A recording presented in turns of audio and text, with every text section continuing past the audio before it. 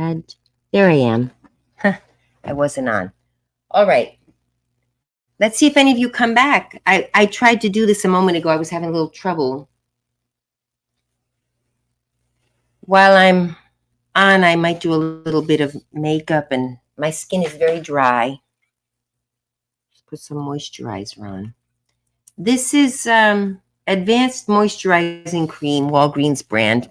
It's non-comedogenic, and it's fine for me. I'm not, I don't need any special creams. Certainly not expensive creams. This one's a good price. It's a big tub, and you can put it on your body and your face. It's non-comedogenic. It doesn't clog your pores, so you can use it on your face. It's an imitation of the CeraVe brand. It's same ingredients, just that CeraVe is a brand name. Put on as much as you need. I put on a lot. Now that I've gotten older and my skin has dried out a lot since I was young. I used to have very oily skin, pimples, all that. And as you age, your skin starts to get drier, produces less oil. And now my skin is very dry ever since I hit my 50s. I've really noticed how quickly it dries up. But anyway, drink plenty of water. All right. Someone had asked me to do this video, but nobody's come back. 0 viewers. I guess she had to go somewhere. So I'm debating on whether or not to do this video with no viewers, But well, wait a minute and see if someone comes on. But basically, somebody asked me, one of my viewers has asked me what it was like growing up as a first-generation American. A first-generation American means that your parents immigrated here, and you're the first generation born on the land of America, United States. First-generation American, they call it. Well, we're from South America, which some would also argue is America, but it's another. When you say America, it's basically understood you're talking about the United States, maybe Canada. That's about it. That's just, we got you. It's like calling Band-Aid. When you say Band-Aid, you're talking about an adhesive bandage of any brand, but you call them all Band-Aid. Same thing. America, we know we're talking about United States. So that's what a first generation American.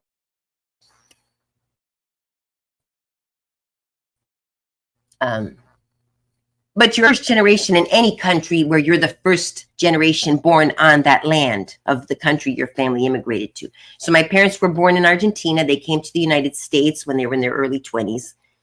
They were only planning to spend about a year here, and it went well for them. They decided to stay, as most people do when they come to this beautiful country. And so, I'm sure the experiences of first generations Americans vary, in my case, for example, my brother's only a little over, he's almost 2 years older than me. He was born here, and he became acclimated quickly, and he was very American growing up. He popular in school, fit right in. Yeah, his name was a little weird, but it was easy to pronounce. As opposed to my name, I had my name, Fabiana, which is now more common. We have more Latinos here now than we did when I was born. But at the time, it was hard to pronounce. It was a weird name that no one had heard of before. People had heard my brother's name before, even though it wasn't common in the United States. So he had that on his side, or in his favor, for becoming more, feeling more, less weird, I would claim. Because, they never had to have him repeat his name. And not that I'm hiding his name. You could probably find it if you Googled enough. But, I'm not going to divulge private information without, But anyway, very easy to pronounce. There's a famous pantomime, a man who passed away, but very famous for doing pantomime. It's not a name that was unheard of before. Whereas my name, many had never heard it before. It's hard to pronounce. It's got a lot of syllables. Americans allowed an extra syllable even. So, but that was, when I started becoming old enough, and then we'd shorten it, of course. We'd call me the short of my name. But even the short of my name, people would pronounce wrong because it was still, Fabiana, people would call me Fab or Fab or Fabi. But even so, it's not a nickname that was common. So people would even say that wrong and call me Barbie or Farby and I didn't really care. I didn't care too much. I felt a little like, oh, I got to repeat it. I got to explain. It was a little bit, I didn't mind doing it. I got used to it. But every time I met someone new, I had to explain. And many times I didn't. Many times they would pronounce it wrong and I wouldn't care. Actually, in spite of other difficulties I had as a first generation American, it didn't bother me that people mispronounced my name too much. I just felt bothered in the sense that, oh, I've got this weird name. And people would always be, oh, what a beautiful name. When I was younger, my mother would do the explaining and people would, oh, what a beautiful name and such a beautiful little girl, So it was never even done with. So, I understood that even at a young age, you can tell when people are being mean or not. And nobody was ever mean to me, but it wasn't a name that's strange. Just like I imagine Chinese Americans or first generation Chinese people probably go through the same thing. If they have a name that's difficult to pronounce, especially if it's longer than a syllable, they probably go through the same thing. People mispronounce it and they don't know how to say it, or they say it wrong, or they add extra syllables, or especially if you have to read it off a paper and you're not hearing it. So, it's probably common with first gen. I'm going to spread it out, and it just depends how you take it. I always saw that my mother took it very naturally. Oh, it's a name that's different to you. It's a name that's common in Argentina. We call them this, and this is how it's pronounced. And, oh, what does it mean? So then I had to well, at the time we didn't have Google, but how did I find out? I saw a name book once. Now, of course, you could just Google it. And I saw in a name book at one point, names for your new baby or whatever. And my name was not in there, but versions of the name were, like Fabian or Fabiola. Fabiola is another name. Fabiana, Fabiola are names that are common in Latin America. Anyway, so I figured out what my name meant. So then I was able to tell people, oh, when they asked me, what does it mean? I said, oh, it means this and that. So while it didn't bother me, it did make me feel like I'm different. I don't quite fit in, and when you're young, you want to fit in, and you fit the only one. Everyone doesn't fit in. They got something that makes them feel they don't fit in, or especially a lot of kids do when you're insecure and you're young, and depending on how you're made to feel.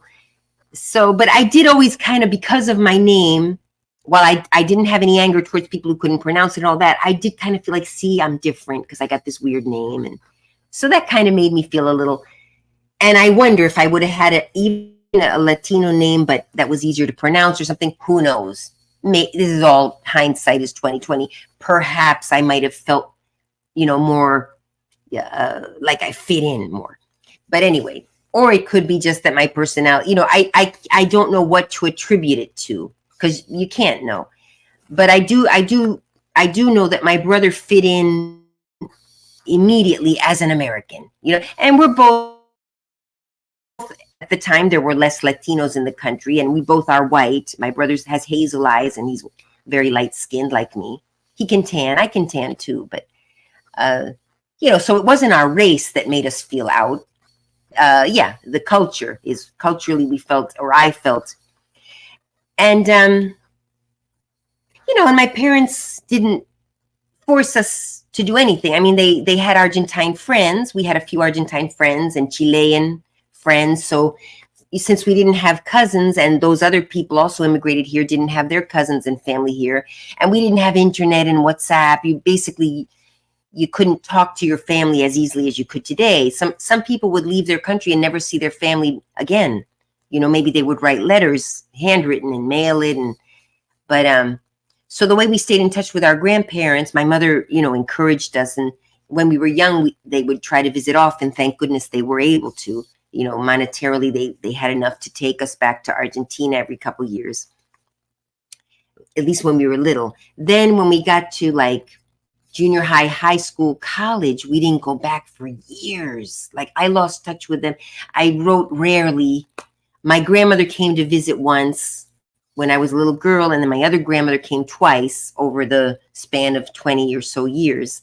So really, having known my grandparents, we would go rarely, and then we would try to cram into just a couple of weeks or a month everything that they couldn't give us that they were able to give to their other grandkids, to the brothers and sisters of my parents, their kids.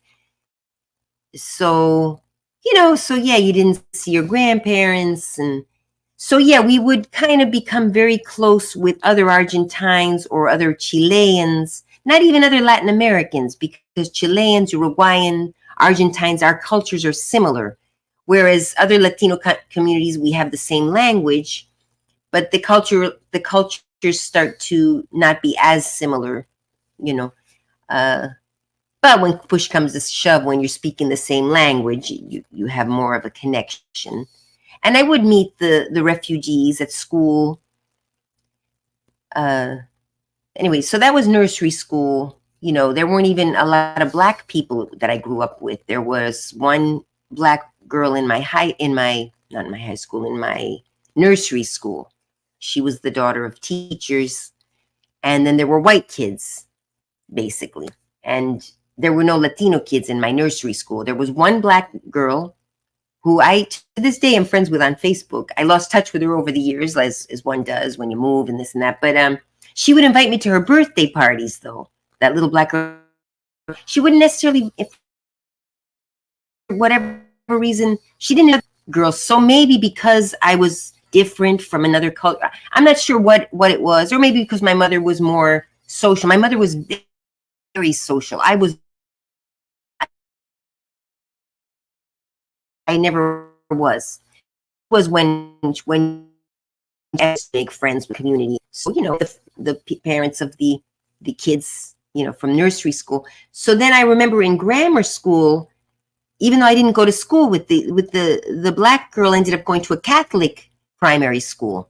She went to Mount Carmel, and so at her birthday parties, I would meet mostly Black children. Would go to her birthday parties.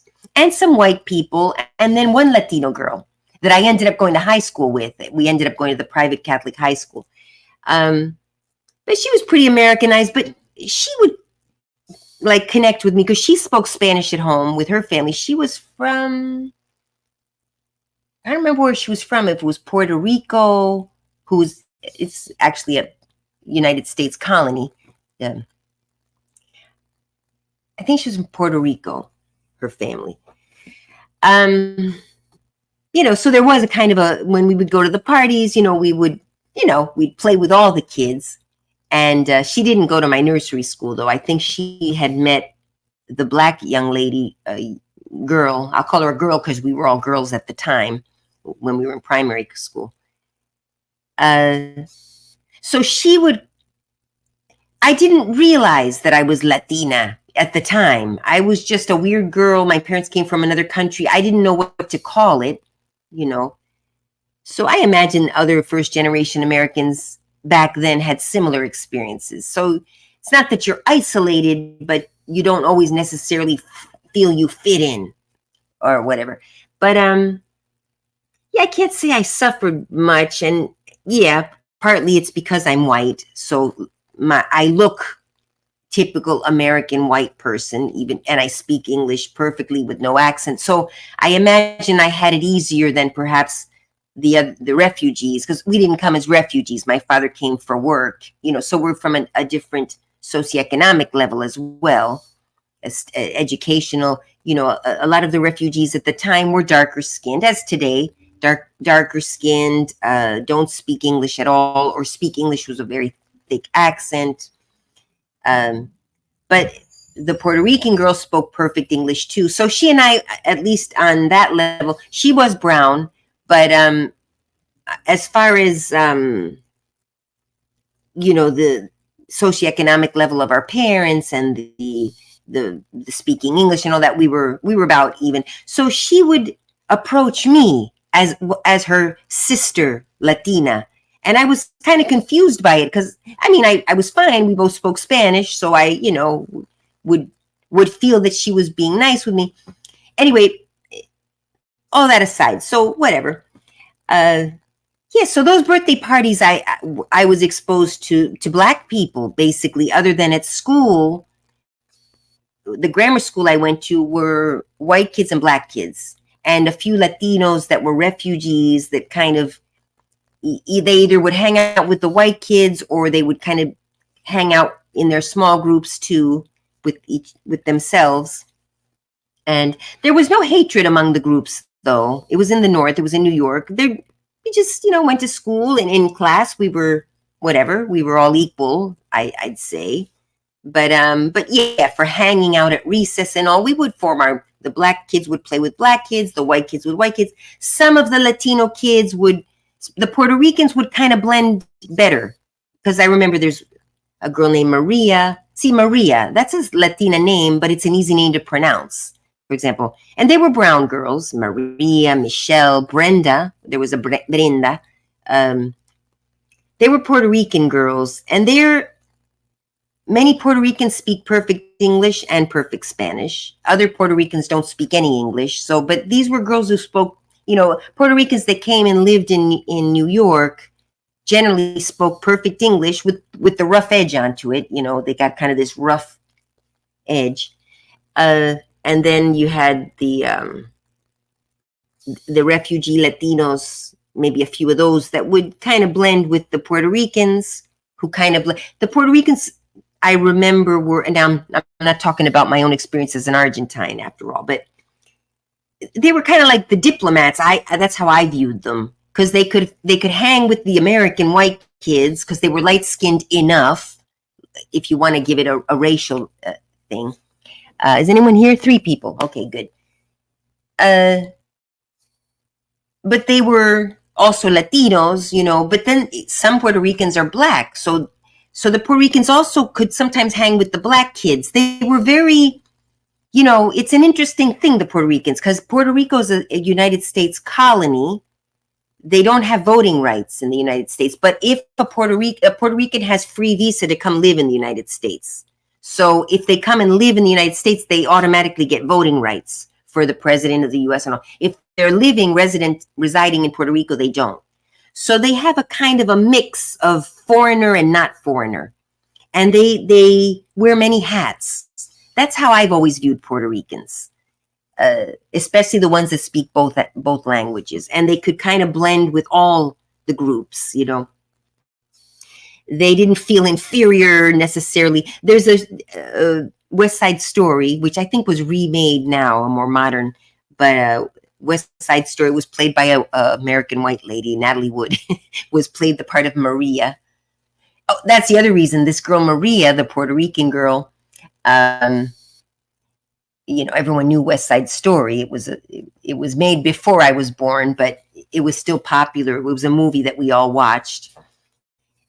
And she was a pretty, pretty girl.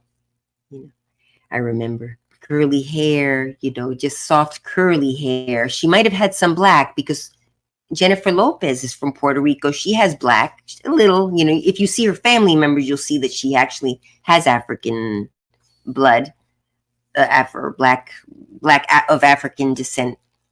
It's mixed in there too. So, but getting back to my own experience. So yeah, I felt comfortable with Puerto Ricans. I conversed, I'd say I could feel comfortable with, as far as conversing with the refugee children, but I didn't hang out with them,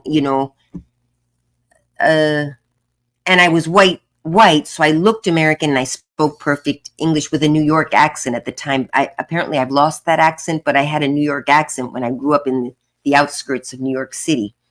We don't have as thick of a New York accent as the ones in the city, but you could hear a twang at one time. But I haven't lived in New York in so long, and I've lived in different places. Apparently now I've lost the New York accent. I used to not pronounce R's as much, like New York, I might have said more than the New Yorkers did. New Yorkers talk like, but yeah, the Puerto Ricans from the city were tough. Sometimes they would move to the suburbs, to get away from the crime or whatever. They were tough girls. You didn't want to get into a fight with them. I mean, the the the kids from the projects, the black children that I met up until college, and then in Washington, D.C. is where I really was exposed to educated blacks of higher socioeconomic levels, of higher education levels. I kind of thought they were rare, and until Bill Cosby and the Cosby Show came out, most white people weren't exposed to I knew the girl from nursery school that I became friends with, and her parents were teachers, and they were, intact family, Christians, in quotes, like me, just upper middle class, I'd say, or middle class at least. Lived in a nice neighborhood, but she was one of the few black people in that neighborhood. And then her friends, I think some of them, I don't know where her black friends came from, but they stayed in contact, they stayed in connection. Because some of the black kids that came to her parties, and I don't know why I'm going off on this tangent. I apologize. I'll get back to my own experiences. But these are my experiences and maybe my observations as someone who wasn't born, who was born here, but was raised by a very liberal mother at the time. She became conservative the older she got, but very liberal. She was out there marching against Vietnam and the Vietnam War. She was, women's lib, all that stuff. She was never so gung-ho about abortion, though, in spite of how liberal she was.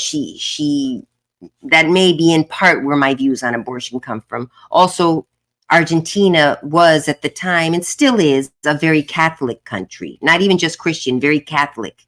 The majority of people are Italian and Spaniards descent of Catholic backgrounds. So, and abortion was illegal in Argentina up until recently. They've legalized it now. So on abortion, she was always, yes, abortion needs to be legal, but, so I don't think my views necessarily came from religion as they did from my mother, who was also a pharmacist. She was educated. She came from a very poor background, but she got educated and became a pharmacist. Education is free in Argentina, college level. It's warm in here. Okay. So yeah, while she was very for women's rights, and at the time a woman couldn't even, when I was a little girl, a woman couldn't even get a loan from a bank. Even if she had her own little business or her own job, she needed her husband's permission or a father's permission. That was when I was born, when I was a little girl, believe it or not. I mean, unless you were like someone who had a lot of money, like from a very rich family, or Lucille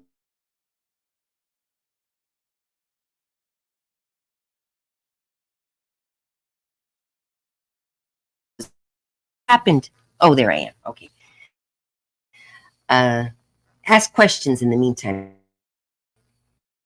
So anyway, trying to get to so number one, yeah, my name was weird. So I didn't quite feel I fit in 100%.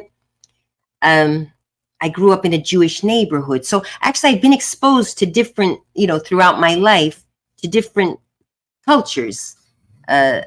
Muslim culture, not that much until I moved to DC as well.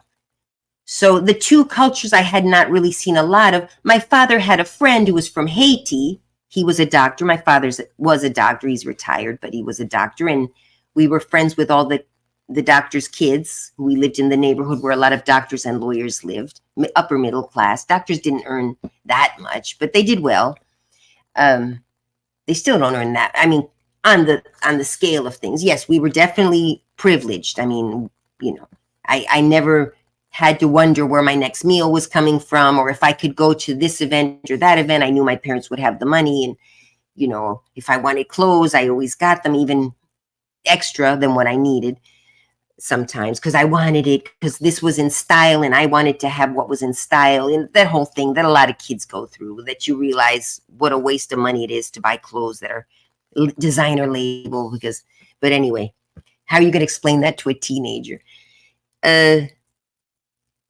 So no, I was, and then so grammar school, but I had my friends and I wasn't bullied too much. And, um, I was very friendly with the Jewish girls that I grew up with, and they were always very open to us. They made us feel welcome. I remember when my parents got their citizenship, because I was born a citizen. I was born here. I was automatically a US citizen. But my parents had to apply. They came here on a visa. They did everything legally, which also, you know, people who come here legally and do things the right way do tend to get a little bit angry at the people who are just taking advantage of this country, coming over the board. Granted, you come here, you want to work and help your families, but some people just come here to take advantage and take from America and feel that America owes them things. And, and that hurts me. That hurts me. Anyway, uh, but yeah, we've always had pretty nice experiences here. I've never been discriminated against as far as I know, or if I was, maybe my mother was discriminated against because she is brown, browner. She's light-skinned brown, but she's still, you can tell she's not white. You look at her, you could tell she's not a white woman. Brown eyes, kind of indigenous. She has some indigenous in her family, and she got a lot of those features, which she passed on a few to me, but you couldn't tell anymore. But I look a lot like my mother, but white. She spoke with a thick accent. My father lost his accent on purpose. He made an effort. He would take classes. He would practice because he wanted to not have an accent, and he got rid of it for the most part. He developed sort of an interesting accent, but you couldn't place where it was from. It wasn't and my mother spoke a very Latina accent. Although she was a pharmacist in Argentina, the traditional, especially Catholics, the woman, you get married, you stay home, raise the children. And especially at the time, that's what made sense. My father was earning enough to support the family, so she didn't need to work. So, she stayed home and raised us how she thought was best. We could argue that she made mistakes like most parents will, but, in hindsight, and now that she's sick, I always blamed her. It was your fault for this. It was easy to blame her for everything. But one thing that I believe kind of harmed me a little bit, or, she has, and this isn't cultural, this is more a history of depression in her family. And then coming here to a new country where she didn't speak English very well when she got here. And I believe she did suffer discrimination that maybe she didn't share, or she missed her family. And back then, like I said, we didn't have WhatsApp, and even to call your family in another country, you had to call a day ahead and tell the operator that you wanted to make a call to Argentina tomorrow. So to please call your family in the country and let them know to be home, because you would have to call the operator. She would make the call. And if your family wasn't there, well, they weren't there. You didn't get charged because no one picked up. You didn't have answering machines. But, you had to, it was like a whole to-do to call them. And then otherwise you would write letters in writing and put them in an envelope and put a stamp on it. Or worst case, in an emergency, you would send a telegram, which now there's a app called Telegram. But at the time it was a telegram. You had to call this place and they would do like Morse code, and then, the cheap way. FedEx didn't even exist yet. So, and that would have been super expensive anyway. But or when they wanted to, and back then, there was a military government in Argentina, military dictatorship. I don't remember if they were voted in or if they overthrew the government. I think they overthrew the government. And still to this day, there's a faux democracy in Argentina. It's theoretically democratic elections, but there's a lot of corruption. So, but they're trying. They are officially considered a democracy today, but the dictatorship was scary. And my parents left. Some people were fleeing the dictatorship. My parents weren't fleeing the dictatorship. And the dictatorship got really bad after my parents left, like shortly after. But, people would be educated people that questioned the government disappeared, and they were tortured, murdered, really, really scary stuff. All white people, like we tend to think, oh, the corruption is, in this country or that country or in the Muslim, but Argentina is notorious for the corruption in that, and the older I get, the more open I am about it. But I was a little protective of Argentina when I was younger. When the Malvinas, they invaded the Malvinas, because one of the arguments that Argentina has always had with Britain is the ownership of the Malvinas. Argentina says it belongs to them. Britain says no. When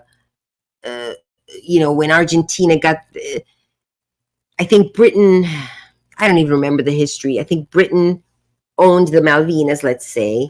Argentina was owned by Spain, but that portion, the Malvinas, was owned by Britain. So when Argentina won their independence,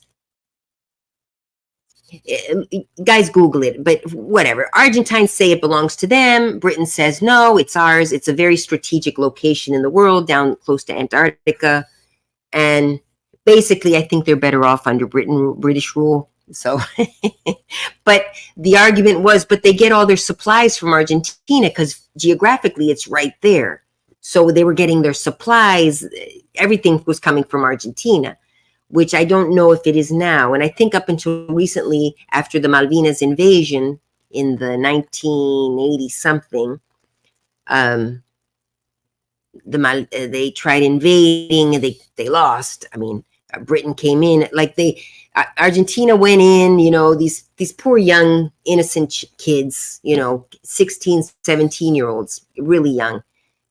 Of course, you invade the Malvinas from Argentina. Britain is like way far away.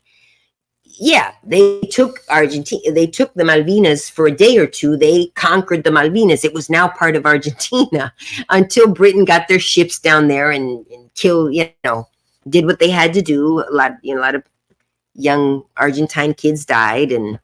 But what will you expect? I mean, you don't just clueless. And I think their reasoning was, well, the United States is going to support us because we're friends with them now. It's just very ignorant innocence in the government, or not so innocent, but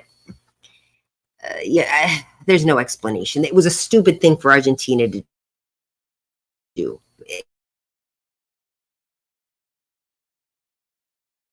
think it was a freshman in high school. It happened about 1980. Blah blah blah, and I felt very protective of Argentina just because my parents were from there, and my mother at the time, again, as she got older, she's changed her views, but at the time she was protective of Argentina. She missed her country a lot, still more so when I was much younger. I just remember her crying a lot all the time, and I would ask her what's wrong, and she said she missed her country. Her marriage, as what happens with most young ladies that get married, we expect too much from the husband. My father's a good man, but she was expecting the Prince Charming story, which happens many times to Catholic girls that follow that were. And my mother, again, she was not a devout Catholic, but her family was, and some of her family was very communist. They were like the rebels, and then but her mother, her sister, her father, and her father was sort of non-anything, but her mother and her sister were very Catholic and prayed and did the church thing, and you stay a virgin until you're married, which, whether you liked it or not, and especially in those times, even if you weren't a devout Catholic, if you grow up in a Catholic country, you're going to take on some of the morals of the Catholic religion indirectly, just like if you may not be a devout Muslim, but if you grow up in a very majority Muslim country, you're going to take on some of the Muslim values, the good and the bad, as with Catholic, good and the bad.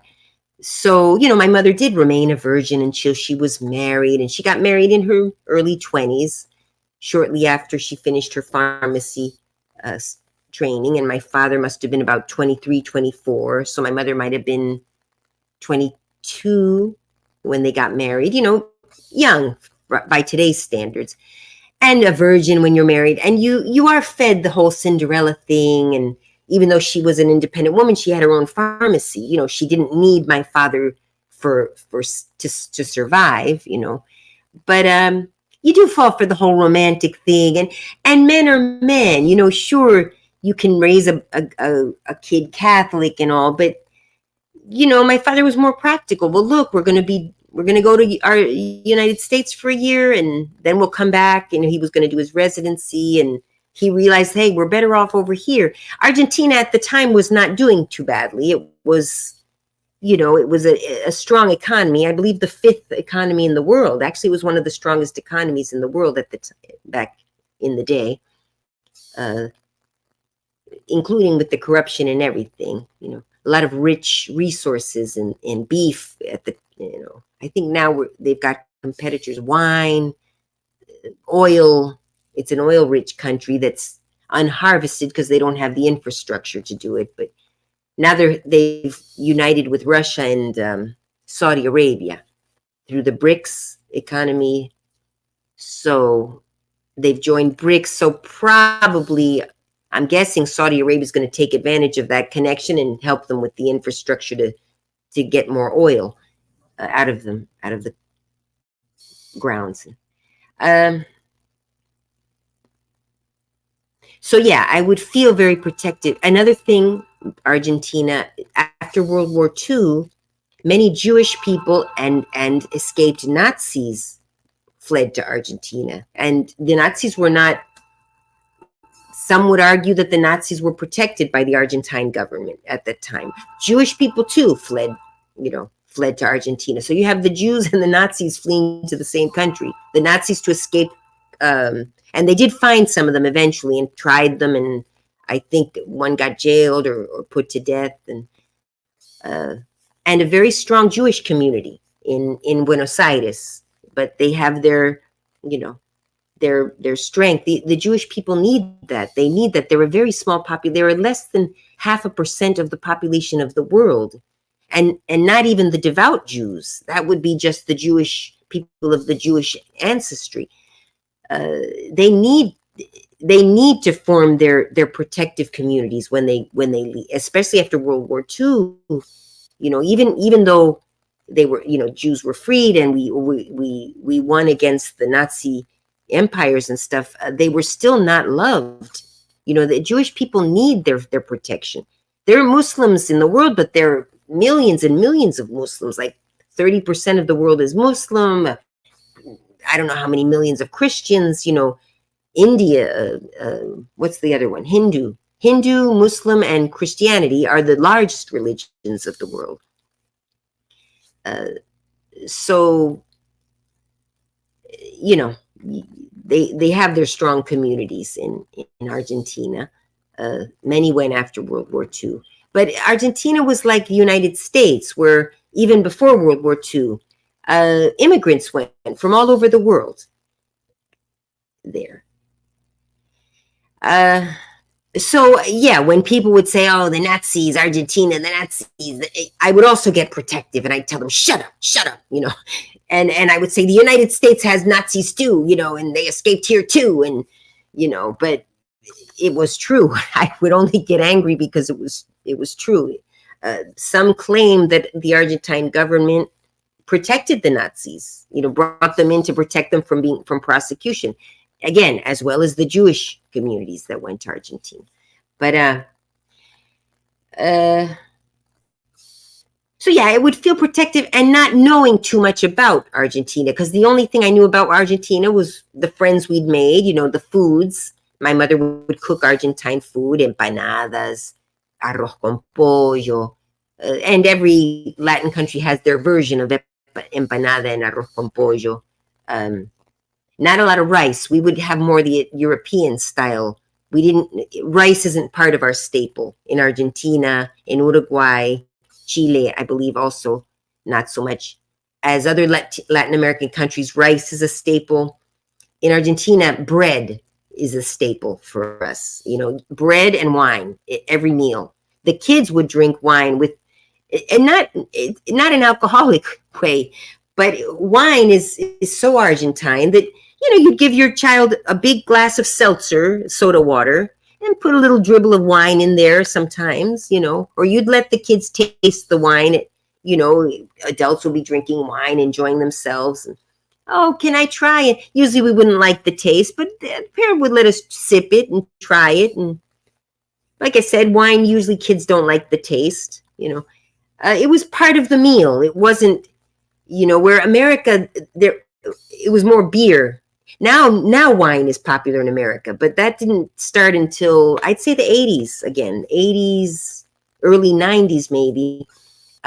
Argentines started, Americans in general started paying more attention to wine and drinking it as part of a meal, or it was either beer or no alcohol with meals. When I would go to friends' houses to eat, they wouldn't have wine or beer or any alcohol with the meal. And with an Argentine, it's every meal you have to have a glass of wine.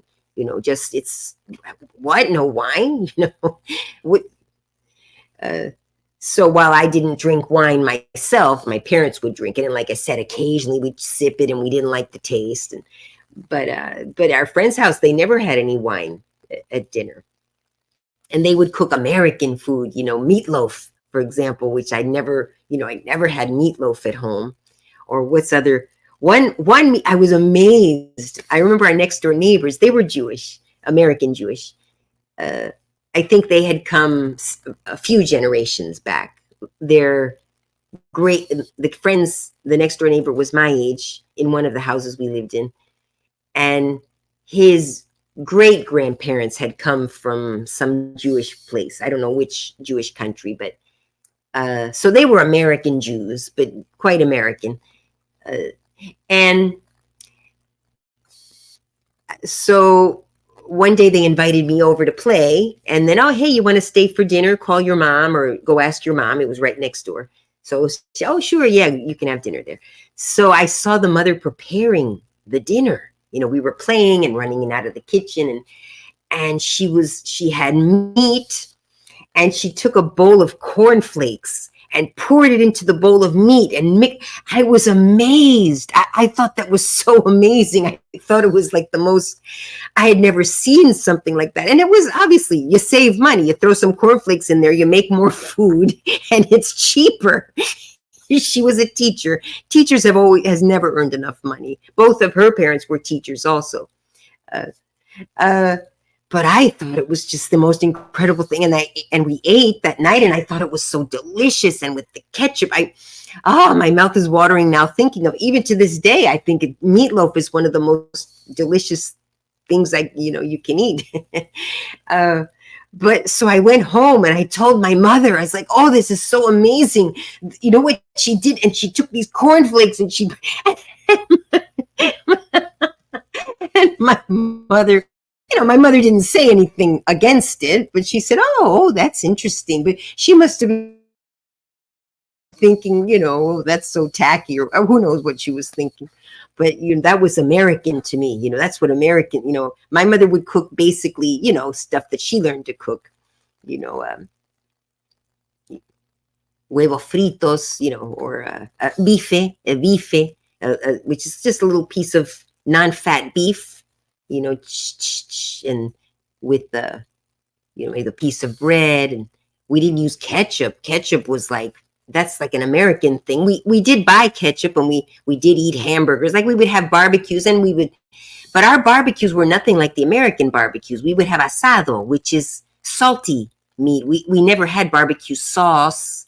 The sweet sauces are more American.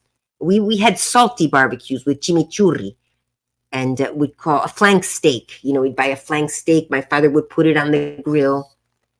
Hibachi was at the time. A hibachi was a little hand grill that then we got a bigger grill. You had to put coal. It wasn't the automatic grills.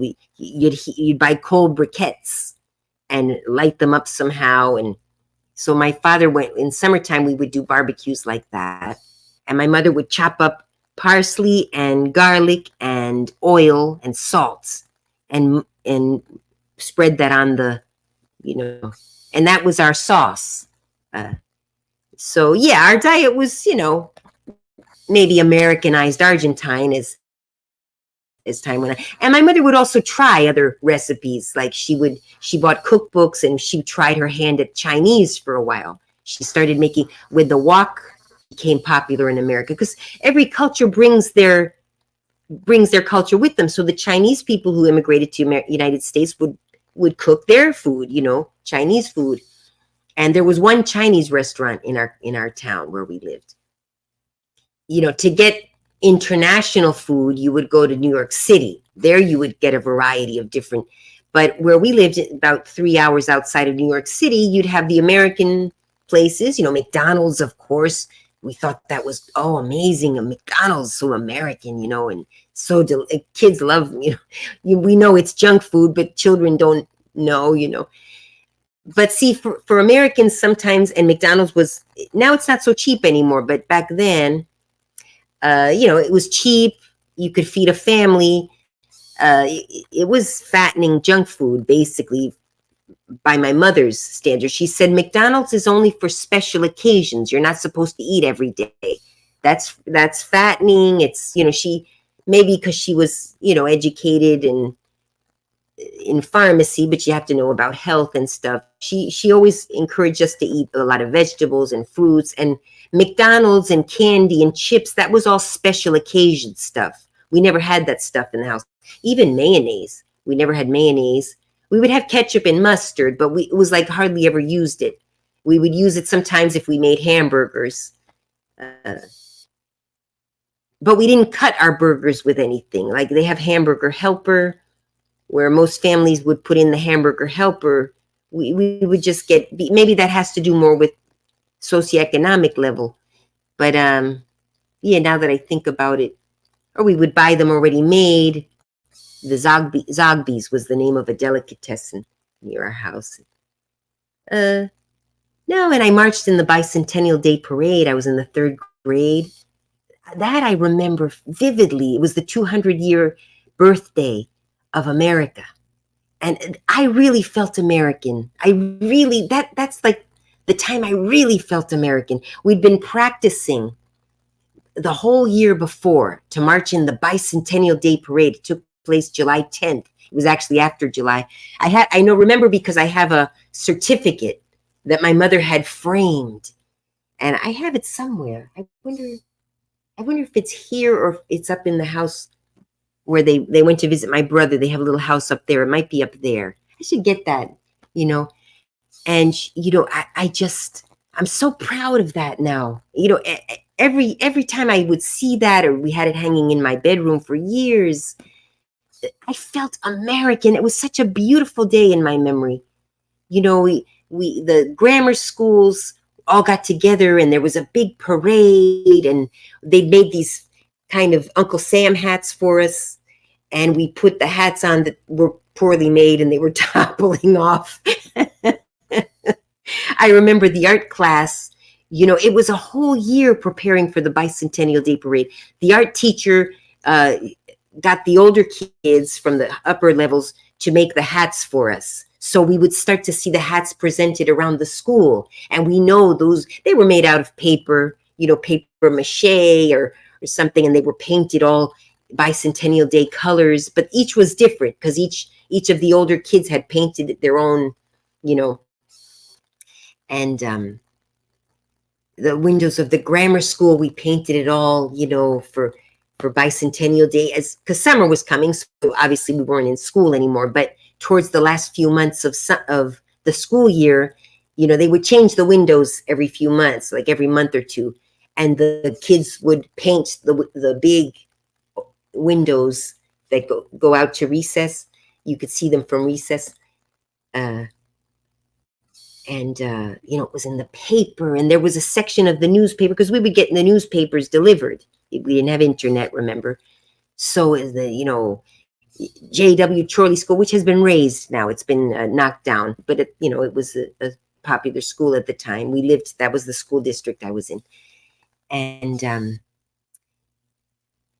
that was the time I felt a part of it. I was we were all Americans, the white kids, the black kids, or that's how I viewed it. Who knows? Maybe Black kids at the time had a different experience. There was still a lot of discrimination, more so than today.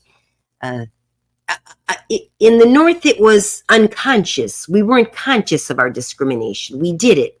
Now I realize it, but we didn't realize that we did it. It was more ignorance than, there wasn't this, that I recall, there wasn't this hatred against Black people, but it was more, oh yeah, those are the Black kids. They live in the projects and they can be kind of rough sometimes. So, be respectful and, try not to fight with them. It was more like that because, whereas, like I said, the Puerto Ricans would fight with the Black kids, fight with the white kids, they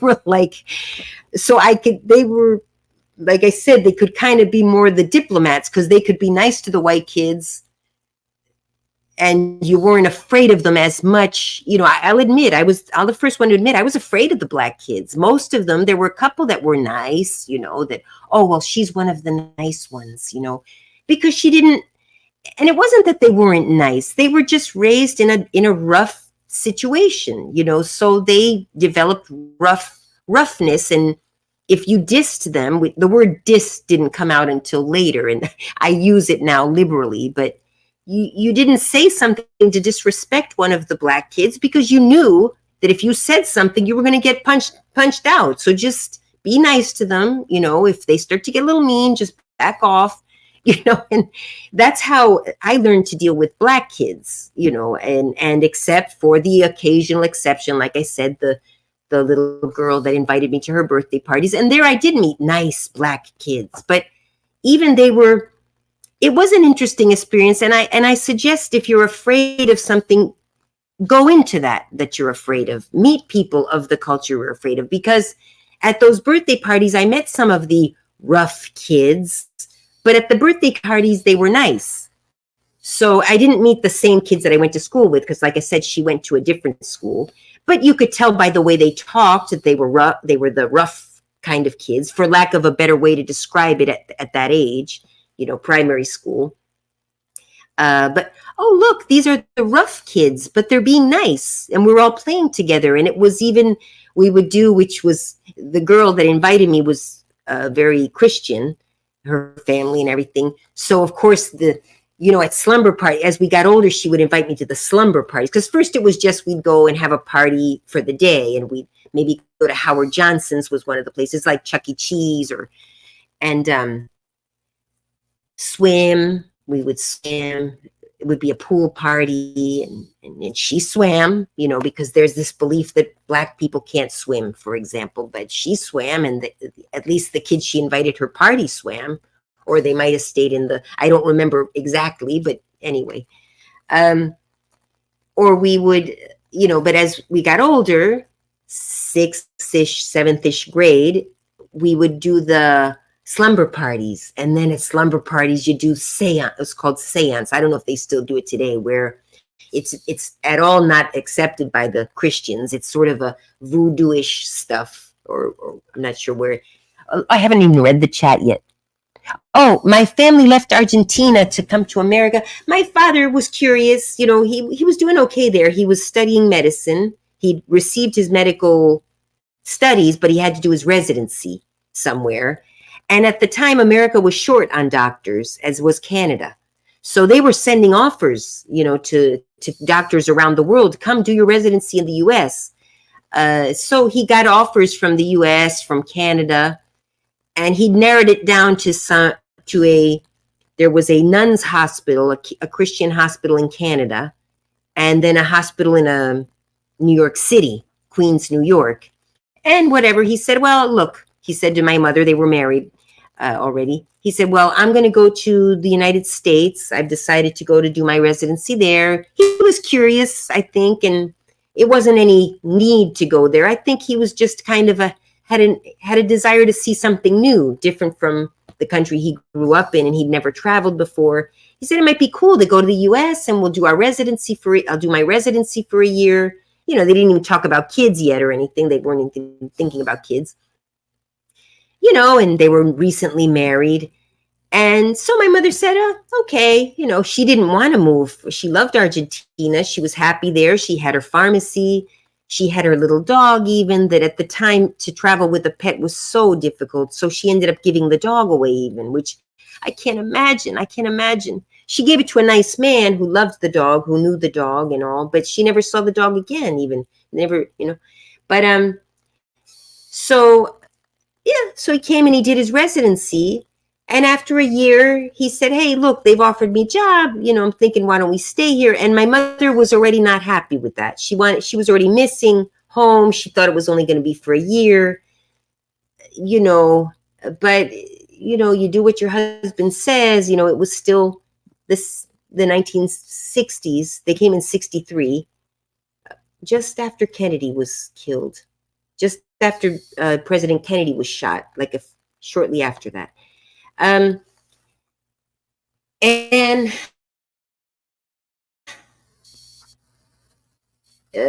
but I guess she said, okay, well, at least we're in this big city. There's other Latinos. There's, of course, more diversity in a larger city at the time than you would find in the smaller towns in the suburbs. It gets worse.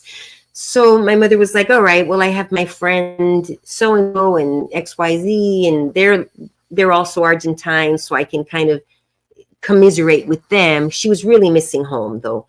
And so she did it. Then she got pregnant, and my father was offered an opportunity in the suburbs now where there was no diversity. It was mainly white people and very American and small town, which my mother was always dreaming of, the bigger things, the culture. She's a very cultured woman. She loved to read. She was always, and there was no color in the small towns. It was just middle class Americans, basically.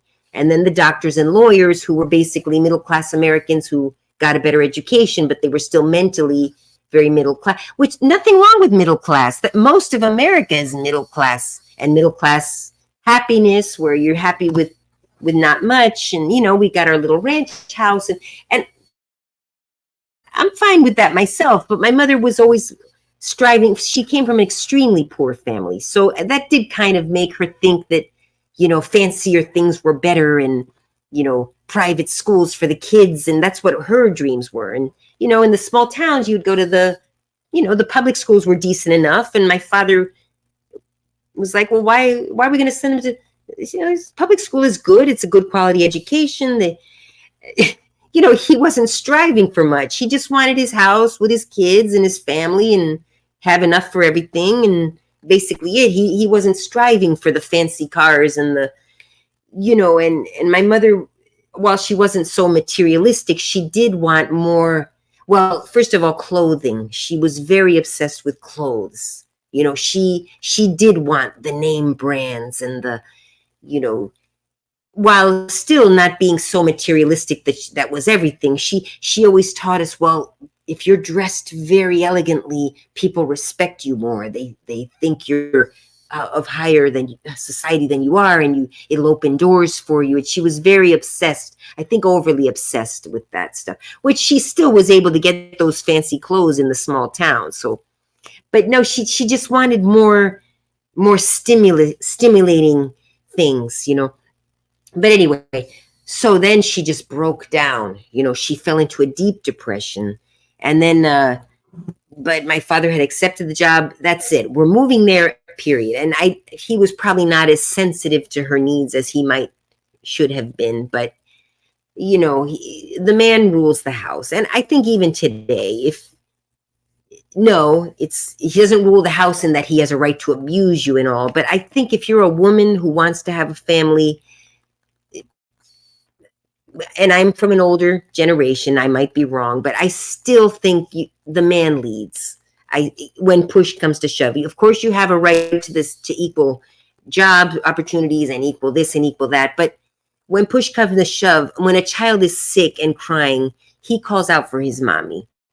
Whether you like it or not, you're the one who's going to be raising the kids and nurturing the children, and the father can too.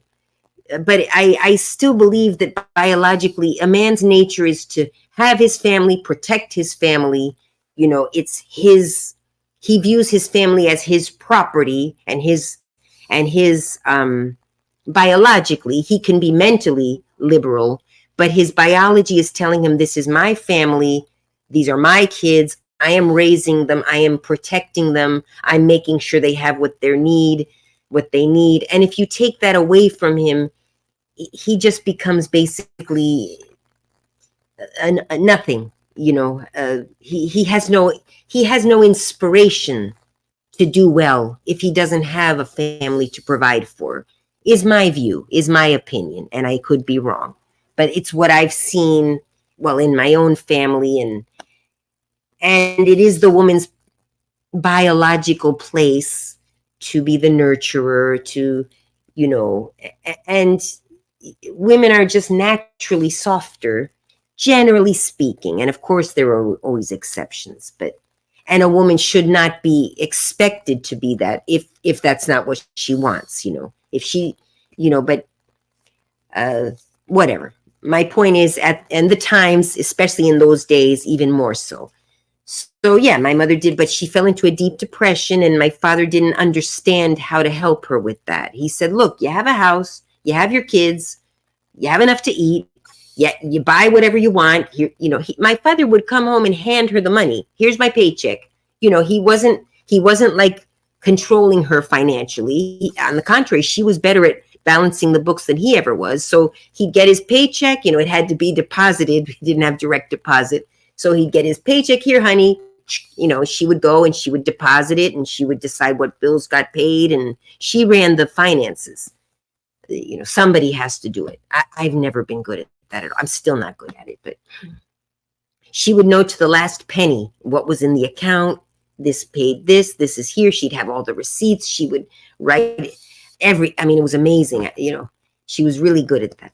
And, the kids are going to need this. They have to do this. We want to send kids to piano lessons, everything was all. So if my father he never even asked her, but if he would have wanted to know, there it was. Oh, what happened to the money I gave you? She would have said, oh, well, we paid this, here, the receipt.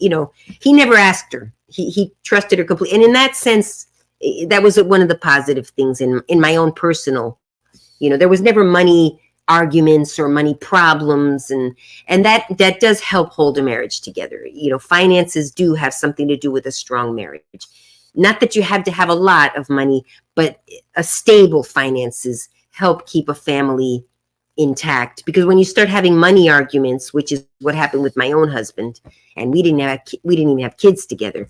So imagine if we would have had kids together, it would have, thank goodness we didn't, because he was a disaster. And I wasn't good at balancing the books necessarily, but I was good at saving and not wasting money. And his money would disappear, and then he'd get into debt, and I'd have to find the way to pay him out. I'd take from my own savings, and it was a mess. If a marriage, part of a successful marriage is being on the same page as being responsible financially. Not a lot of money, but enough money. And if you don't have money for the fancy schmancy, whatever you want to buy, well, you just don't buy it. And that's it. You pay what's necessary and save up for those other things, or maybe occasionally you can splurge and pay something if you have really thought about it. But yeah, growing up you asked me growing up as an Argentine American, I don't know how much of it was Argentine and how much of it was just, life, just a general, but yeah, that's one thing. The Latina women, while they can be very independent and very educated, they still kind of understand the male-female dynamic, which was lost at one time. Maybe it's coming back now with women's lib. The first women's libbers, after the ones who got the vote, the women's libbers of the 60s, I'm talking about the ones that was like the second wave of feminism. They were burning their bras and they were being very manly, like almost like, not that they wanted to be equal. Women's lib, in my opinion, were equal mentally, but we have to recognize the differences as far as, like I said, the nurturing of the children most likely is always going to fall on the hands of the woman, unless it's my brother and his wife, for example, they're both attorneys. And actually the wife earns better than my brother. My sister-in-law earns better and is more stable in her jobs than my brother ever was. So at one point, it did make sense in their case. The girls were still little. They were having trouble with finding take care of they didn't trust just anyone taking care of the girls, and her grandfather would help. My mother would help sometimes, but they needed someone to be there all the time. And they, paying someone to do it, they were kind of concerned. Maybe they could have afforded it, but they were concerned about our kids getting raised because, when you're an attorney, you're out a lot working. And that would be two parents out all the time. And the kids would be with the nanny most of the time. So that's when and my brother was kind of like having some problems in his job anyway. So at that time, it made sense for my brother to quit his job. She was earning enough. He would work like piecemeal, like he still was an attorney, so he could work independently. And he did do some of that work. So it made sense for him to be the girls were not, obviously, they were weaned. They were not, they were eating solid foods and all. The youngest was about 2 or 3, and then the older one was 5 or 6. So, it's not like they needed a milk, provider or anything. And it just made sense for my brother to quit his job and raise the girls for a period until they got into, I think when they started, 8th grade, the youngest was in 8th grade, then he went back to work, and, they could come home and be alone for a little while, not a lot. And then when the grandmother who was still working would get off of work, she would come and, make sure that they were okay and doing their homework and stuff. And so my brother was able to go back to work. But so of course nothing is set in stone, but recognize the biological differences between men and women, which the early feminists, many of them were lesbians. I'm not saying that is a bad thing, but lesbians usually are not going to be dealing with the male-female dynamic. So while they did a lot for us with the movement and getting us rights and trying to get us equal pay, which they say is still not the case, but I don't know too much about that. My mother was supportive of the women's liberation, it was called at the time. It's changed since then, but she still was seeing it from the perspective of a Latino woman. I think that, you don't have to be so butch. You can still be a feminine woman and, soft and still demand equal rights, So, but, we did need those tough women out there too. I probably we wouldn't have gotten as far as we have had we not had those loudmouth women who weren't necessarily the most attractive, and my mother did judge them for that. She said, why do they have to go running around overweight? I'm sorry, because I'm not saying there's anything wrong with being overweight, but a lot of them were overweight women, very aggressive, which could be a turnoff to maybe a Latina. Even the overweight Latina, you have overweight Latinas, but many of them will be very feminine at the same time. They'll have their hair done and their makeup. I'm not great at that myself. And I'm not saying that, I've never been so great at getting my hair done, and respecting a man's masculinity. You can respect his masculinity and still understand that you deserve to be not treated a certain way, but especially if a man is not doing anything wrong, like, he's just, like I see the guys today. I watch on TikTok and YouTube. I try to keep up with the youth. And you have some girls on there acting like it's wrong for a man to look at her. If a man finds you attractive, now it depends. Now, if he looks at you like, that's wrong. But sometimes a man can't help himself. You look attractive. He looked at you. He maybe looked a little too much. Okay. And you don't find him attractive. And just understand that he's attracted to you. And as long as he's not, maybe he even asked you out. It doesn't mean you have to be mean, I don't know. I think there has been a change now, I think. maybe some women, but there is a rift being caused between the white feminists and some of the Latina feminists, I think. And that has to do with culture, because Latinas in Argentina, yeah, they did until recently, they weren't able to have abortions. And now abortion is now legal in Argentina. And that was one of the female presidents, Cristina Kirchner, who I despise, but, and as against I am, as against abortion as I am, I recognize that it has to be legal. You know, I would, again, I always bring up abortion. I try not to, but I will try to encourage people not to choose abortion. That's the best I can do. You know, try to avoid getting pregnant by being responsible beforehand, so you don't have to have an abortion, or you don't have to even consider having abortion. And if you do accidentally get pregnant, I truly encourage you, depending on your circumstance, to not choose the abortion. And that's all I'm going to stick to, because, but I think it's one of the most horrible things you can do, unless there's an extreme circumstance that we all know what those circumstances are. You just deal with it. You got pregnant, okay. You have some options other than abortion, you know. But I'm not going to go on that tangent.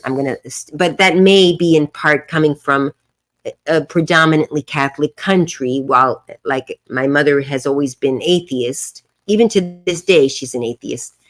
And my father was never really anything. He kind of like, I don't really know, but whatever, you know, he didn't really care. And he has an interesting relationship, because part of what religion gives you in all religions is your peace of mind of what happens to you when you pass on. That's a big part of what religion does afford people.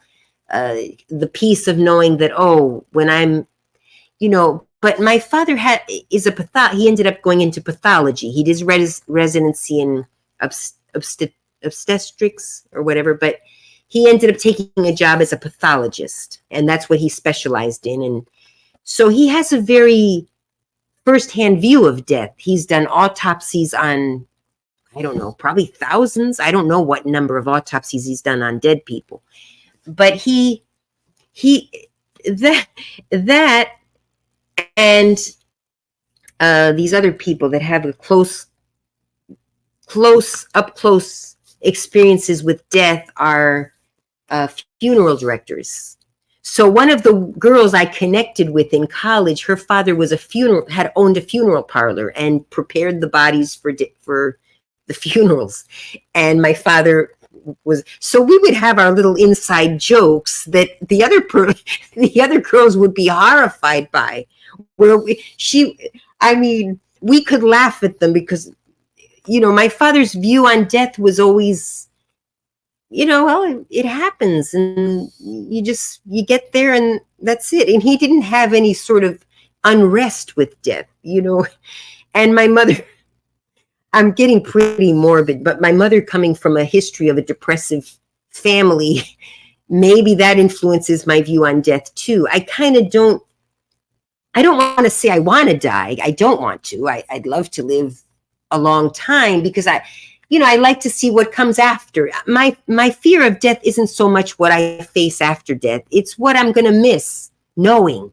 Because, like, after I die, there's all this cool stuff that's going to happen, you know, all these new inventions and all kinds of, you know, the people who died in the 70s, for example, like, if they knew today that we could talk to each other on a little gadget that we just type in a number and we talk to each other, like, they would, like, if they woke up today from the dead, and they would be like, oh, wow, that's so cool. You know, they'd think it was so amazing that I could talk to someone in Japan right this minute. If I want to meet someone in Japan right this minute, I just go online, find some Japanese chat. Within a short while, I could probably get a phone number, and we'd be chatting on our little gadget if I wanted to. I'm kind of not interested in doing that, because I'm not really into meeting strangers and stuff. But, you know, whereas, like I said, even when I was little, to speak to someone in China or Japan, like, first of all, how do you meet someone from there? Yeah, unless you traveled and got on a plane and traveled to Japan, or maybe met someone who came to visit a family member that you happen to be friends with, who was from China or Japan or whatever other country. You know, you couldn't imagine meeting someone within a few minutes who lives in Japan. even emails, So again, not about Argentina. I'm just rambling. Is anyone still listening? 3 people. And the older I get, the more American I feel and the more protective of America I am. When I see Americans who have been here for generations talking about our country the way they do, I'm like, you have no clue. You have no clue what it is to even live in Argentina these days. It's like living in a third world country with all the corruption. And as much as corruption you have in the United States, it's nowhere near the corruption. And at least in the United States, we're outraged by corruption in our government. It's there. We know it. We've seen it the past couple of, what do you call presidencies? Or to have a son that does, whatever side of the aisle you're on. I'm not going to get into politics, but, in Argentina, it's like, oh, well, yeah, but this president isn't as corrupt as the last one was. This one only stole 5 million. The other president stole several million. It's like their bar for what's acceptable is very low. Christina Kirchner was one of the most corrupt, as much as she did do some good things, I will admit, but she was one of the most corrupt governments, the Peronista government, and Christina Kirchner is one of the most corrupt Kirchneristas, they call them now. And her husband before that, she was even worse than her husband. Her husband was the president at one time, and then she became president. And also this sort of, when families start running a country like the Clintons or the Bushes were trying to do, thank goodness it didn't get to that, they end up becoming like the El Saud family of Saudi Arabia. They end up becoming a family that you cannot vote out because you vote in a Bill Clinton, then you vote in his wife, then they get Chelsea voted in by pulling a few strings here and there, and then it becomes like you can't get them out, and they become the family that runs the country. Then the Al Saud, and even in a lot of the Muslim countries, that's how it is. The families get in and you can't vote them out. It's a democracy, but it's not. They have so much power that they're able to rig elections. We're accused of doing that by Trump. Okay, I don't believe we've gotten that bad yet. Trump, he's a nut. He's a nutcase. I don't think he's. Anyway, let's not talk about that. So I and then, yeah, some of the younger kids are very clueless, very clueless. It's very easy to speak out against America. We're allowed to, we're allowed to. You don't get killed for speaking out against the government here, like you do even in Argentina. A couple of people got killed under circumstances that were very strange because they were about to go and testify against Christina Kirchner, and one guy committed suicide, which he was about to testify like the next day. Why would he commit suicide? He was one of the most vocal people against the Kirchner government. He suddenly, by coincidence, committed suicide the day before he testified, which we know was murder. He was murdered. There's an inside job there. Just like the El Saud family had this, Jamal Khashoggi was about to release some information that apparently wasn't good for them, and they had him dismembered in Turkey. This is all stuff that, Americans are rather naive. You don't see what's happening. We see it because I was born here, but I'm from generations and I've since lived in Argentina. I didn't know much about Argentina growing up, except, the food and a few things in the news. But then I went and I lived in Argentina, and more than one time. I lived there 10 years married to my husband. But before that, I had gone and lived there for about 2 years after college. And there's a kind of a sixth sense as to what could lead to something else, that Americans you're born in paradise, so you don't see that. Even as much as discrimination there is here against Black people, and there still is, it's nothing compared to the discrimination Black people face. In Argentina, it's better. It's not as bad as it was. There were few Black people there before, and the few that were there were. And then even in other parts of the world, even in Africa itself, they're all black people. But some of the cultures in Africa, there are African countries hurting other African countries. What Uganda is doing to Congo now, for example. They're all black people, so you can't say it's because of race. Look up what's happening in Congo, the democracy. There's the Republic of Congo. I'm just learning about it now. Uganda is selling them out. They've got all these, and it's like pure, like, what percentage of people living in ramshackle poverty? It's and you've got some refugees in Argentina. Argentina did start accepting Black African refugees. They've been doing that for a while. So you now do see Black people in Argentina. They're not the original foundational Blacks that came from slavery. They're mostly gone. But they're bringing in Black people from Africa. And it's quite common to see them in the larger cities. And they're, as far as I can tell, they're doing okay. I mean, there probably is racism and discrimination. I actually haven't looked into it, but there's also more awareness of it because of George Floyd and the things that happened in the US. There is more awareness in the rest of the world about how Black people are treated. So hopefully that's keeping things somewhat in check in Argentina. But when I was just last there, I met a young lady from the Congo. She was handing out flyers. I mean, they probably are still, not doing the greatest. And I believe she probably doesn't have a high education. And I lost touch with her because my phone broke. I lost her phone number. We were on WhatsApp together because I wanted to keep up with her. But I found her on Facebook and I sent her a friend request and she didn't respond. So I don't know if she's just not looking at her mails, or maybe she doesn't want to be my friend. I don't know. But I found it very interesting. She was handing out flyers. I was looking for a place to eat lunch and she was handing out flyers for a Chinese place owned by Chinese people. There's a good diversity of cultures in Buenos Aires, in the larger cities, in Cordoba, Rosario, the larger cities.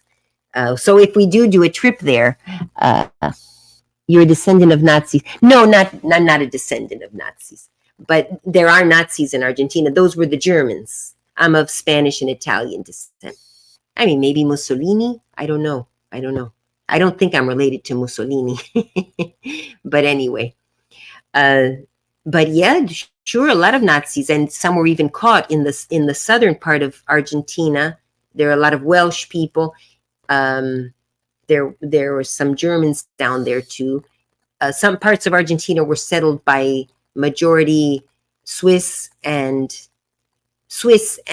Welsh people, white British people, and then other parts by Italians and Spaniards. The majority of Argentines are of Italian and Spanish descent, and then of course the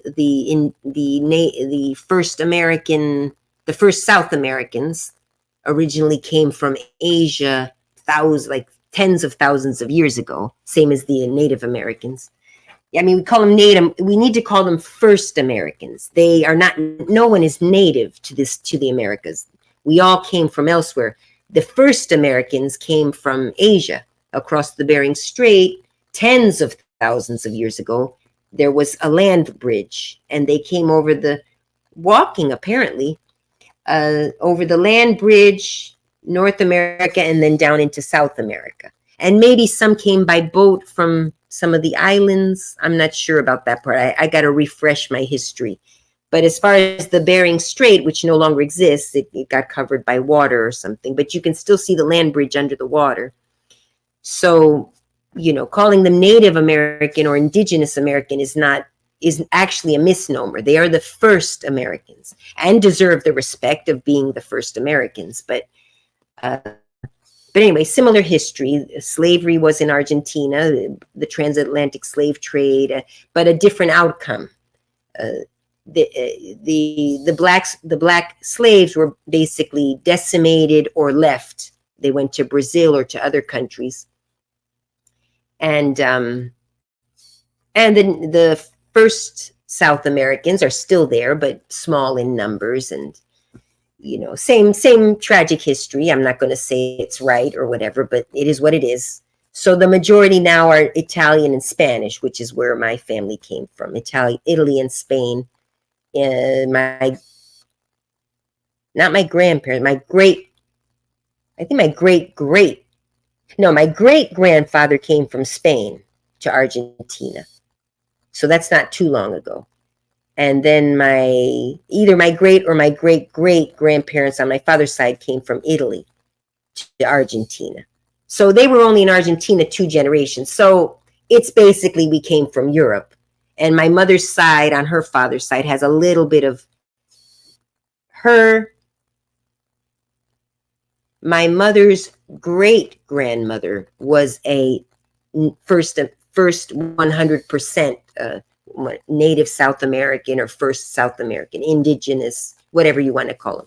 So, obviously by the time it gets to me, and I'm so mixed with European, it's barely visible. You could see it a little maybe in my eyes. They're a little bit elongated maybe, or my nose. I had a nose job. It used to be a little wider, kind of, you could see more of maybe some of the traits of it, but the beauty standards, especially when I was young, was the European white. So I had my nose job and made it a little bit thinner, and but for all intents and purposes, I really have nothing left. What is it? If my my grandfather's grandmother, that would be my mother's great great. So that would be my great great great.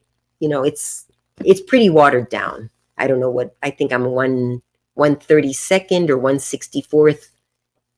Anyway, I don't have the right to claim, it's like Elizabeth Warren saying that she's Native American. You don't have a right. By the time you're so whitened out, you don't have a right to say it. I think, it's not, some people, oh, I'm cool because you are not, you're not, it just kind of annoys me when people do that. But,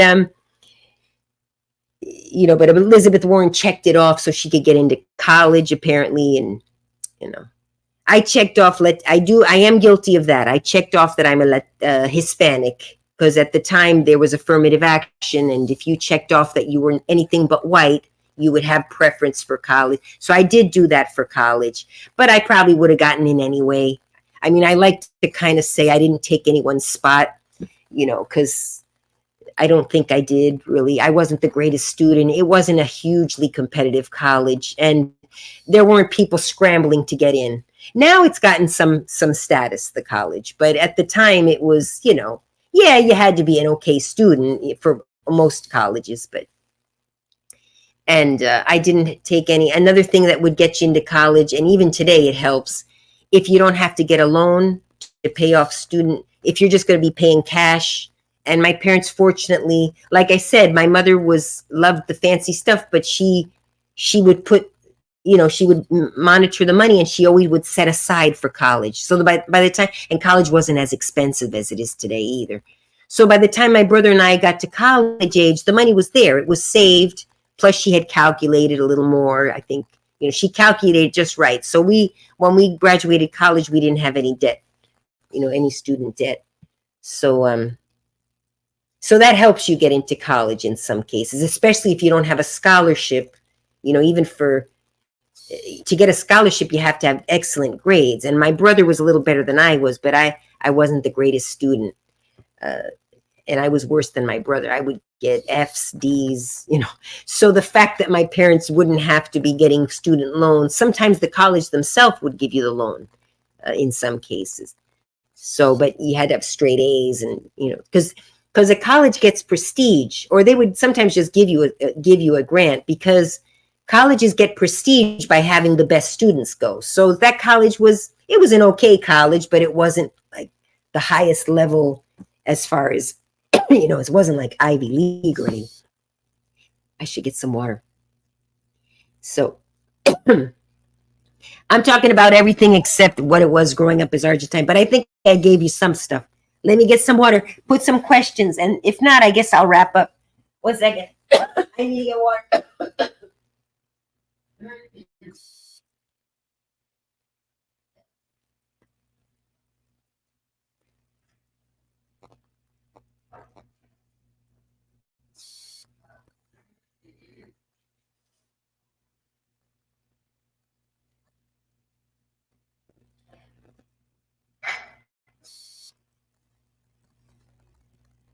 Okay, but yeah, in a nutshell, I didn't have it too bad growing up as a first generation American. And if anything, I'm more patriotic now than many ge- uh, generational Americans. People who have been here for many years are less patriotic than I am. I see sometimes they speak ill of America with all the problems we may have.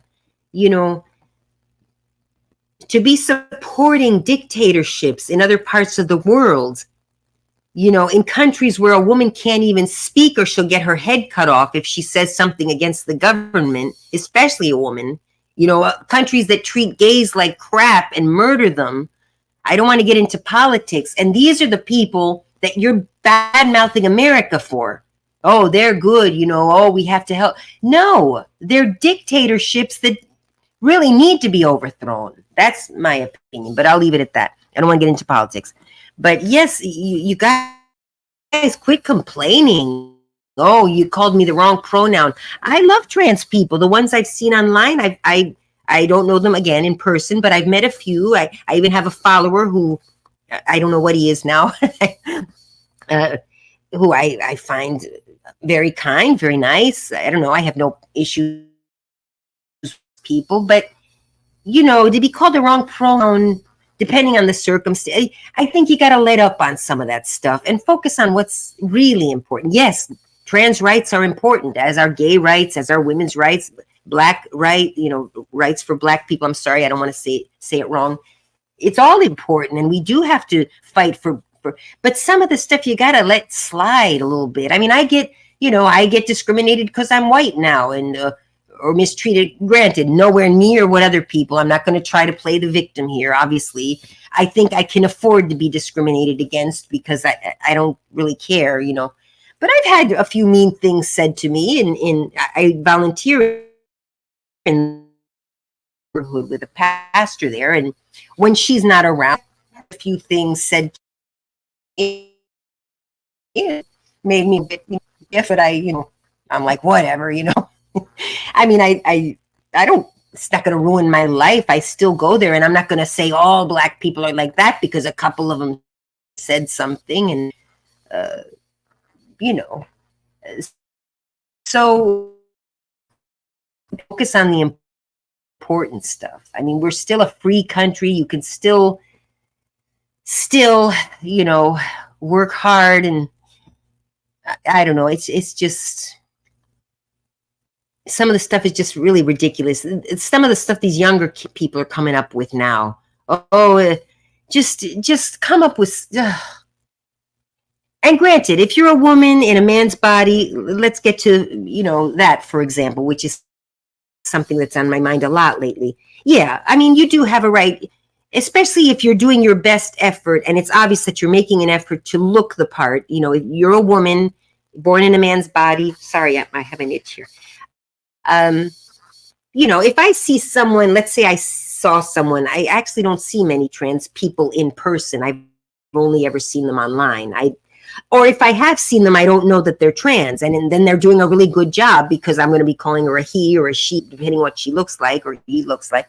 So then there's no problem there. I'll be calling them the pronoun I assume they want to be called because that's what they look like. But if I ever do come across a man who I can tell is doing his best to try to look like a woman, I'll call him her, or I'll say miss or ma'am or ladies, or, I'll do what I can. If I accidentally slip up because I'm confused, I'm sorry. But I think just if someone calls you the wrong pronoun, and I know as hard as you try to look like a woman, or if you're a woman, I know as hard as you try to look like a man, you don't look like one, and people might be confused. I want to be mistaken for a famous fashion model. It's not going to happen. I can demand that I am Christy Brinkley or whoever I am Kendall Jenner. I am Kendall Jenner. Do not you dare tell, how ridiculous is that? I don't obviously look like her. So, that's kind of how I see a trans person online. Again, there was a man, or there was someone who claimed to be a woman who looked like a man in every sense except he had long blonde hair. and maybe he had a little scarf on or something, but and the person, he started causing a scene. It was one of those videos that goes viral. Maybe you've seen it. And the person kept messing up. First of all, the man is getting angry, screaming. I don't know if he destroyed things or he was threatening to destroy things in the shop. The person was trying to calm him down. Obviously, he's going to do what he can, but he was like, sweetie, I'm getting a little excited. The person, I felt, was doing the stop it. The shop person, the person who ran the shop, was doing his best to try to calm the man down, but he kept messing up and saying, "Sir, I'm a ma'am. I am a ma'am." And yes, ma'am, sir. It's just got silly, What are you doing? All right, you want to come see my friends, or are you going to bite me now? All right, we're going to go out in a minute, so we'll go out and play. She's bored. She wants to go out, and when I start getting loud, she starts barking. See, she's my therapy pet. So, any more questions? Maybe a political channel. Some YouTubers have one. I don't want to. I am so political on my other social media that I kind of don't want to. First of all, I will get too agitated. You've already seen how I get on abortion. Now I'm on other topics that are, I can see myself just not being effective. I'm not effective. I'm okay in writing because you can't hear me getting upset. But, I get impassioned by a few things. And so I would have to learn how to stay calm when talking about the things that I'm passionate about, which I don't see myself doing. Like even now, I am passionate about gay rights and trans rights. They do deserve to be protected. But even I'm talking about how silly it was in that particular circumstance that I felt that the woman was demanding she be called a man. She be called a woman. Okay, see, I'm trying to call her. But she looked like a man. In every respect, it didn't even look like she was trying, Worst case scenario, I'm not saying I agree with it, but you could dress as a hijabi woman and cover yourself up completely and say, I don't know. But I just think that we're focusing and criticizing the U.S. on things that really, some stuff we've got to let go. We're not going to agree on certain things. I've let go of the abortion thing. I'm against abortion, but I finally said, look, people are going to do it anyway. That is one of the arguments. And the one that hits home with me. People are still going to have abortions. And then that's 2 lives that could be ended. The mother who goes and gets an illegal abortion and then she dies as well. And who knows, that same mother who got the legal abortion today and did kill her child, in my opinion, maybe later has a change of heart and realizes it was a mistake, and she can be one of the most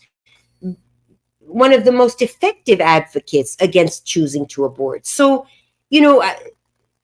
that's another reason I think, we have to stop focusing so much. And now, okay, it's been made federally, it's been overturned, and now each state is going to come up with their own abortion laws. And I would encourage, at least up until, maybe 6 weeks is too early. I don't know. In Florida, it's 6 weeks now, for example. I think other states, they've set it at a later time. Maybe we do have to just recognize that it is a child, or at least those of us who know that it is. I know that it's a child, but okay, many of you don't agree.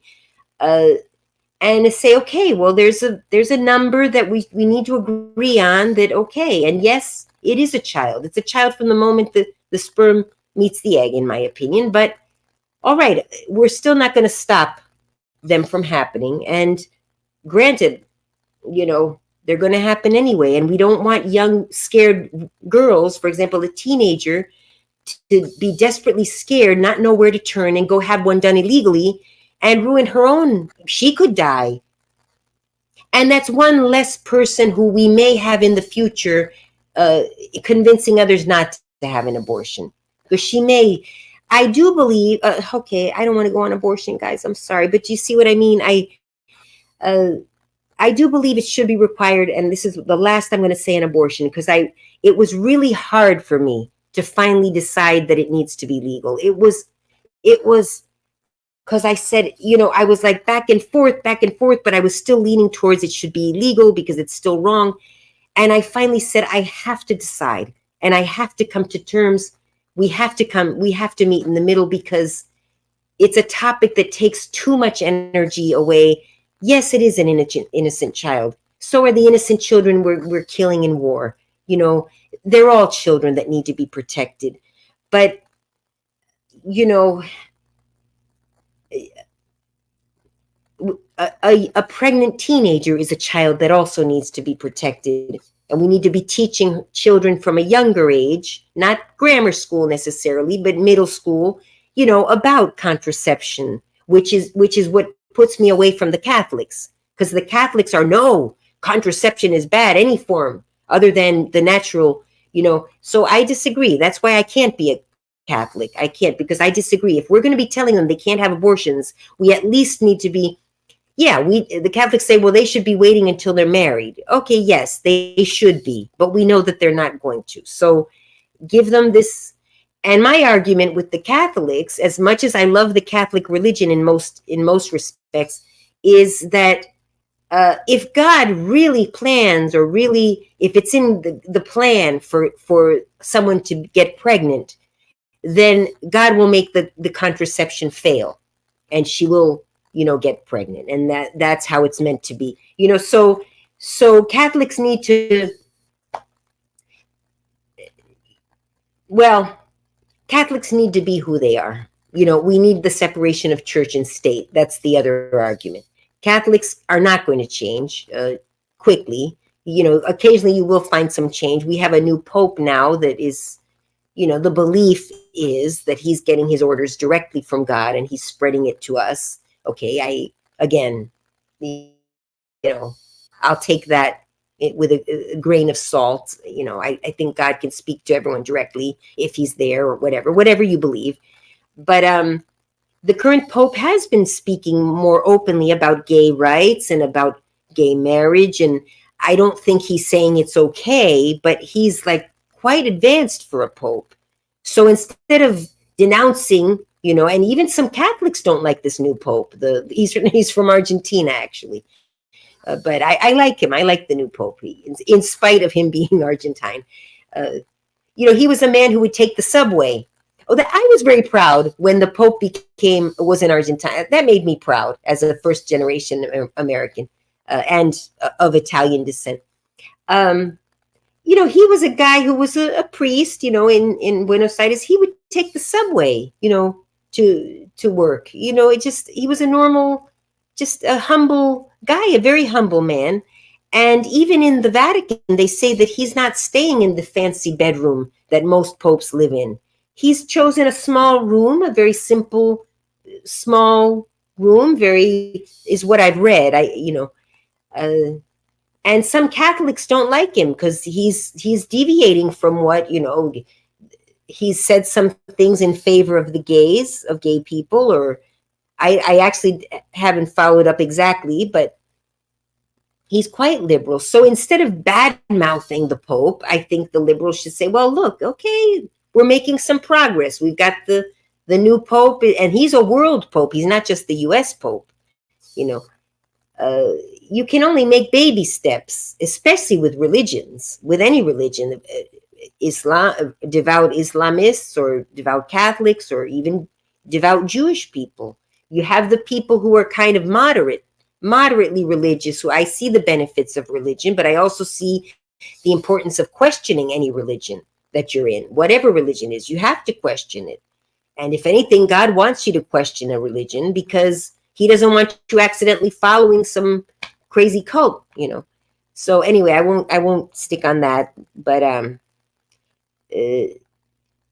so yeah, politics, as vocal as I am, but what I'm trying to do, being so vocal out there about my politics and my beliefs, and maybe even going overboard a little bit, is to get people to kind of shake them up and realize, okay, we got to calm down a little on both sides, because both sides have gone too far, the far right and the far left, with certain things. So, and I was relieved to find that there is a good number of moderate moderate thinking trans people, moderate thinking gay people, where, you know, they're not all for some of the stuff that they're pushing for now. You know, children transitioning, while I can see on occasion maybe it would be warranted, giving puberty blockers to children without their parents' knowledge is happening in some states. They're allowed to go, you know, that's the same as, yeah, it's going too far on maybe on both sides, but I consider myself a moderate. You know, maybe some of you wouldn't think so. I voice things strongly, but if you really pick apart what I'm saying, I'm not a far right person. I'm rather moderate. And some of you are going to hate me for this. Trump kind of, he might be more far right than me. I'm a moderate. He's not as far right as some of you think. He's not. He says things angrily to reach certain people that need to be told things directly. And the rest of the people who are used to softer language don't understand that.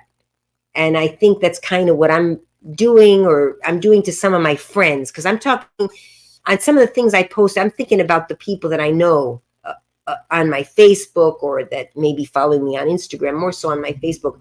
I know all those people on Facebook that follow me. I have my contacts set to private because, you know, I know who I'm talking to when I'm posting, and those are people that need to be shaken up a little bit, because they're not right in the head. Some of them following, I see them follow. These are kids I grew up with. I see them following blindly certain things. You know, I grew up with a lot of Jewish kids. Even some of the Jewish kids are saying things against Judaism or whatever, which is good. You need to question your religion or your country or whatever. But some of them are not seeing the whole picture. And where I, as someone in the third world who knows what corrupt governments are, who knows how a family can take over, or a corrupt government can take over and then make it impossible. You know, Hamas is similar to some of the dictatorship government, the military dictatorship we had in Argentina. They're different races, but it's the same thing. You might have voted them in, but you can't get them out, you know, because they get in there and then they implement things where you can't vote them out. Then it becomes a dictatorship, and you try to speak against them and you disappear. That's what happens in some countries. Okay, stop it. I don't want to talk politics. All right, no more questions. Maybe yeah. And I talked too much, more than I was meaning to. And I know then people who hate me will take certain clips and put them out of context, and oh well, so be it. You know, I know that being public, you open yourself up to that. I don't have enough followers to be relevant anyway, so go ahead. But all right, we're gonna go out. Which camera am I using? That one? Oh, I'm using, yeah, that camera appears to be better than the computer camera is not very good. So, all right, thank you, everyone. I went on a really long ramble, so thank you for joining me, the three of you. I'll talk to you soon. Bye. I might come on tonight if there's something juicy to tell about the trial, the Caitlin Armstrong trial. Bye. Oh, bye.